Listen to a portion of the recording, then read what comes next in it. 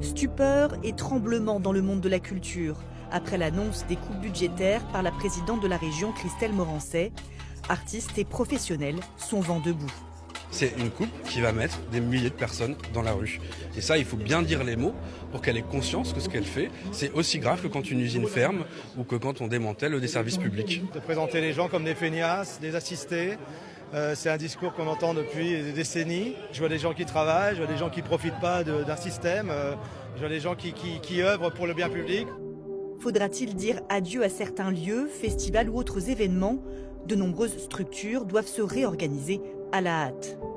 Un désengagement de la région des Pays de la Loire à hauteur de 50%, un mois avant le début de la nouvelle saison, est assez assourdissant pour nous, puisqu'on serait dans l'obligation de se désengager de partenaires, d'auteurs, d'actions de médiation qui sont prévues, que l'on construit depuis plus de 6 mois avec les partenaires du territoire. La baisse annoncée est également conséquente pour les missions locales en charge des jeunes dans le domaine de l'égalité hommes-femmes et dans le sport. Et concrètement, des athlètes qui risquent de partir et dont une qui est déjà partie, Laura Valette. Aujourd'hui, si on n'a plus les aides régionales, on aura beaucoup de mal à boucler nos budgets sur nos compétitions régionales. Ce qui aura une incidence, c'est qu'il est fort probable qu'on n'organise plus de championnat de France sur les Pays de la Loire pendant quelques temps.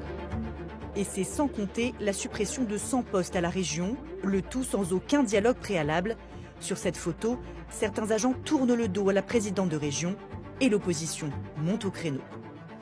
Apparemment, parce que là encore, on n'a pas de transparence, on n'a pas de visibilité complète, mais des services entiers qui pourraient disparaître de la région, donc y compris en termes de projet, de ce qu'est censé porter une région.